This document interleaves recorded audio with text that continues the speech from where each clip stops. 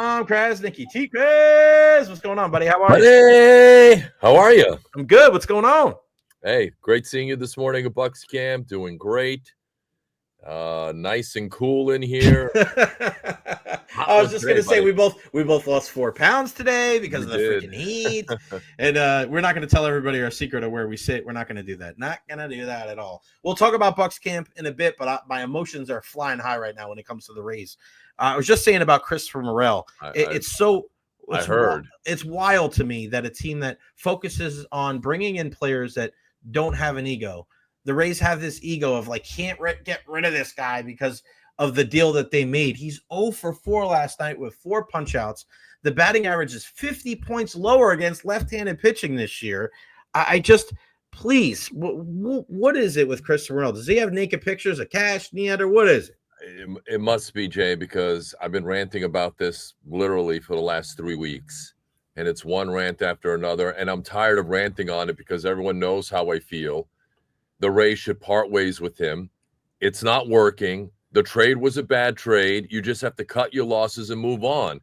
And by continuously throwing him out there, batting him cleanup last night, are you kidding me?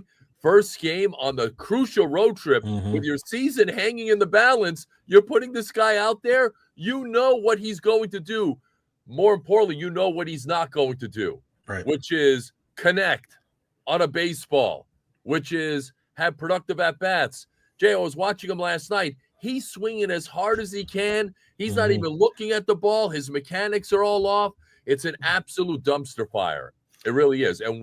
And what we're entering right now, Jay, and I hate to say this about the Rays because I respect what they do, this is organizational malpractice by continuing to put this guy out there because you're insulting everyone's intelligence. Everybody knows he can't play. Christopher Morel knows he can't play. And it's best for all parties to just cut bait and move on. Yeah, he'll run into one once a week. And it's like, see? And it's like, no, you can't do that. You can't get on pace less than 25% of the time against left-handed pitching. It's not about even hits. It's like getting on base. It's mind-blowing to me. And when you look at this team, like, that's the worst way to start that road trip last night. You end up getting a run. You're like, oh, okay, 1-0 lead. And then it's just you say Kikuchi out there taking care of business.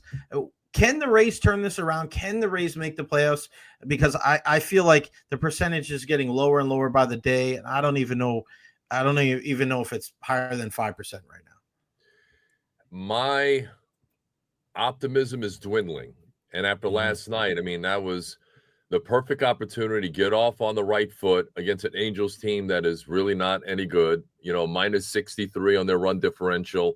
They haven't been good all season long.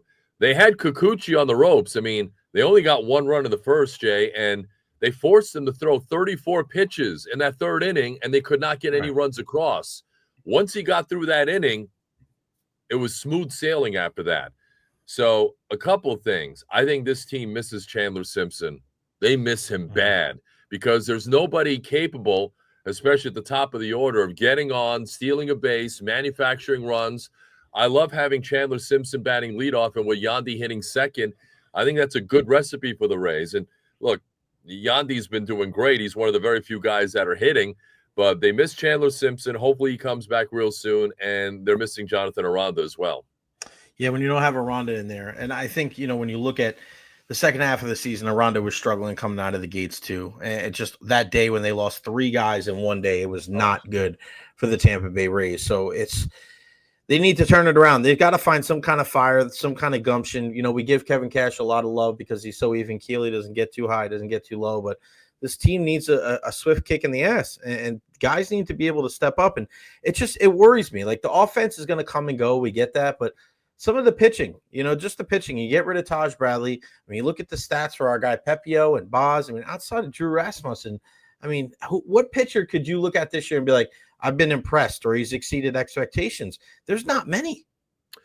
I think Pepio's done a really good job. His last start obviously was not a good one, but he's been very consistent, Jay, and he goes out there and he criminally does not get any run support. Yeah. And that's been happening really for the most part this season. Rasmussen has been outstanding. Boz has been, up and down here and there. I think Joe Boyle's got a lot of upside to him. I like what he did over the weekend.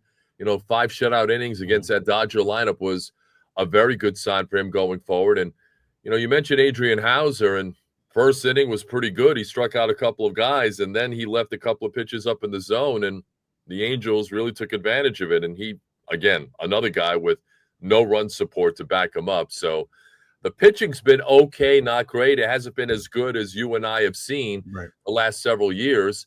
And look, the bottom line is that the bullpen has been an absolute disaster. And in the month of July, Jay, if things continue to go the way they've been going, we're going to look back at the month of July, 7-18.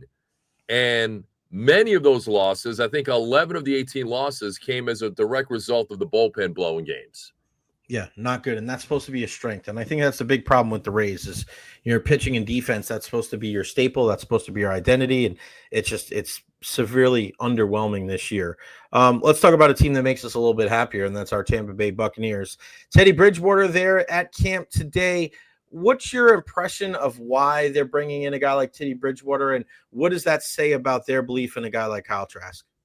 Well, Jay, I think there's a story here. Yeah, I do too. And Jason Light, and you sat right next to me when Jason Light explained to everybody, we've been talking about Teddy Bridgewater for the last several weeks. For weeks, yeah. Weeks, which leads me to believe that they're not completely enamored with Kyle Trask. I think that's a legitimate competition once Teddy Bridgewater gets caught up to speed on this offense. Josh Grizzard obviously knows him from down in Miami when Grizz was down there. I think this is the story. There's a reason why they brought Teddy Bridgewater in. He's not just a camp arm to kind of take some reps during camp.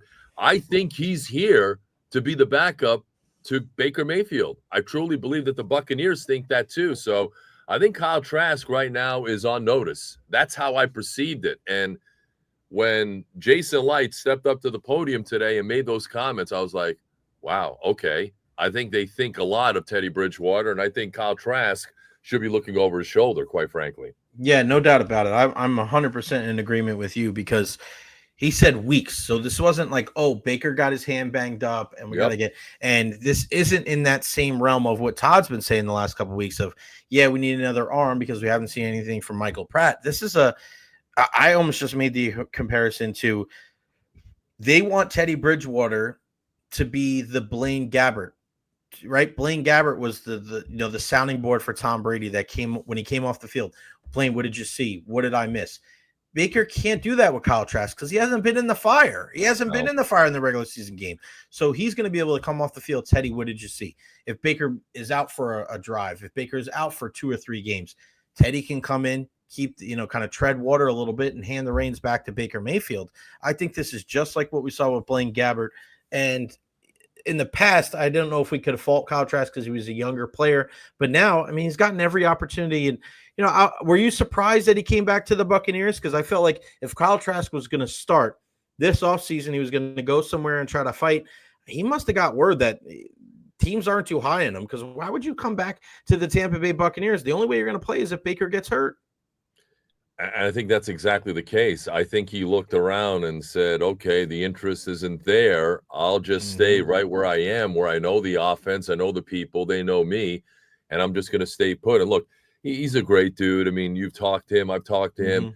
He's a really good guy. But by the way, he had a bad practice today. You and I were there watching him. I don't think that was one of his better practices. So maybe – the looming presence of Teddy Bridgewater is already starting to take effect with Kyle Trask. So, look, Teddy Bridgewater was coaching high school down there.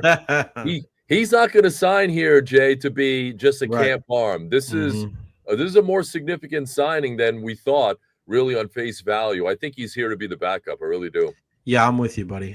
When you look at guys like Mike Evans and Levante David, it's pretty crazy, right? Like they don't show any signs of slowing down. I mean, it is wild that you just go out there and you're like, oh, Mike made a great catch. Oh, Levante's popping people. Like we're very blessed. I mean, 2 guys that are future Ring of Honor inductees, no doubt about it. But 54-13, still chugging right along.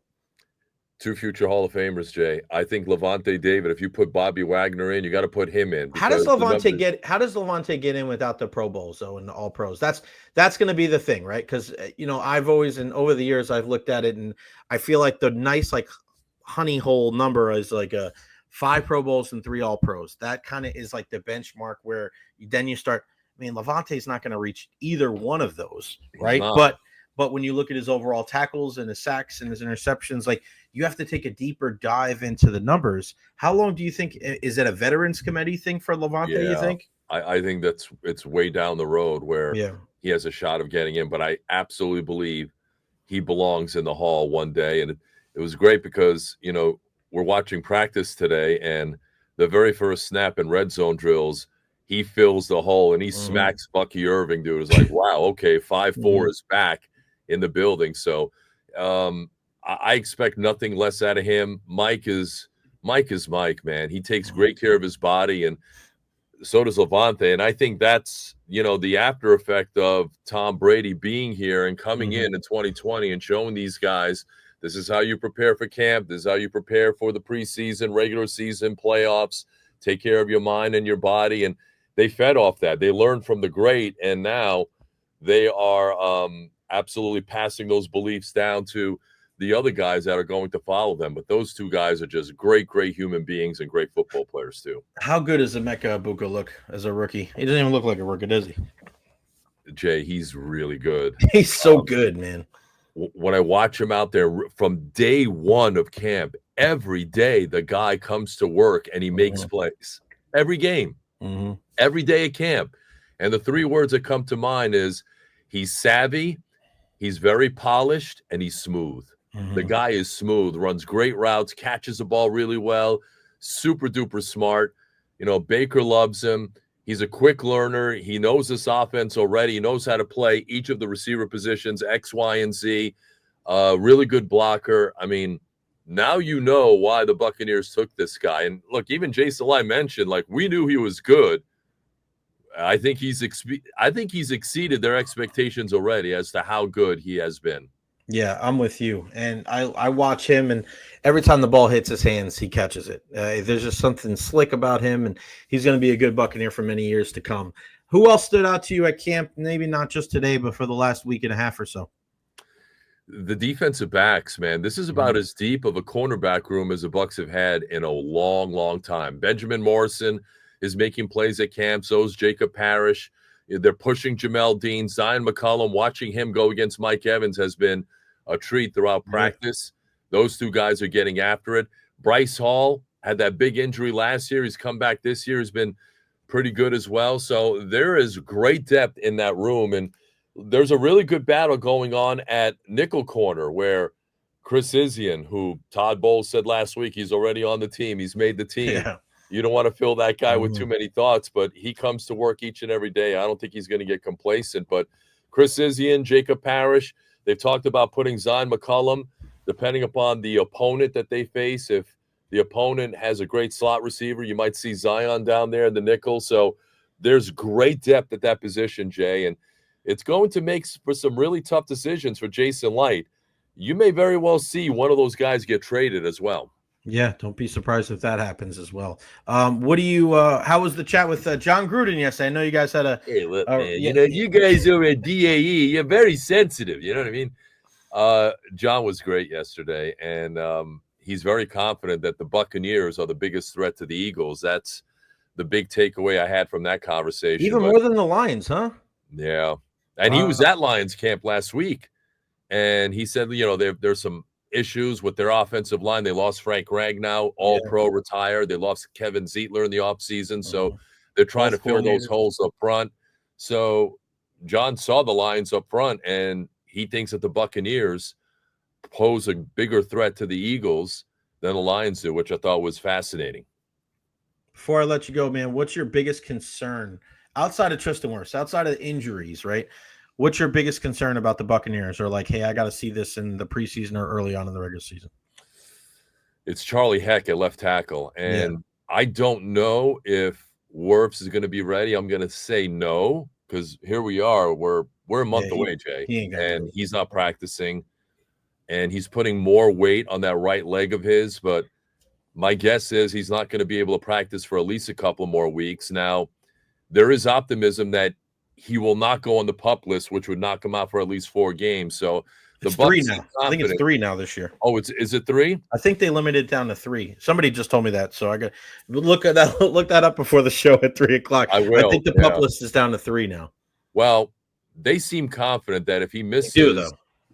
a game, maybe 2, and maybe that's it. So that's optimism right there. And they're just going to have to, make do without him. But, Charlie Heck is putting in the work. I mean, they're saying great things about him, but I can tell you, Yaya Diaby is wearing him out just as Vita Vea has been wearing out Graham Barton. My goodness, every day.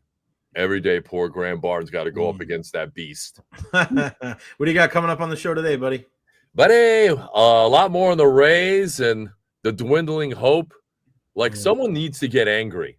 Yeah. Like Brian Anderson said this, the Sunday night game, the Sunday afternoon game in Cincinnati a couple of weeks ago. And I'm watching the game and I felt the same way. And Brian Anderson said, look, somebody on this team needs to get angry. Something needs to happen. Somebody needs to provide a spark. So we'll talk with the Rays, a lot about the Rays. Matt Joyce, your guy. Yeah. FanDuel Sports Network. He will join the show at 4:00. Alex Golish, wow, okay, football coach, is on the show at 5:05. We got Take It or Leave It. We got Fill in the Blank. So we're on for 4 hours this afternoon, starting at 3. Should be good. Sounds good. Make sure you download that iHeartRadio app and take it with you wherever you may go, and you can listen to those interviews from today and also that hideous interview with John Gruden yesterday. He is the Albanian assassin, Tom Krasniqi, WDAE. Catch him at 3:00 every day on 95.3 on the FM side, 620 on the AM side. I appreciate you, buddy. Talk to you soon. Thanks, buddy. All Talk right, to you pal. later, man. Be good. Thanks, man. See ya.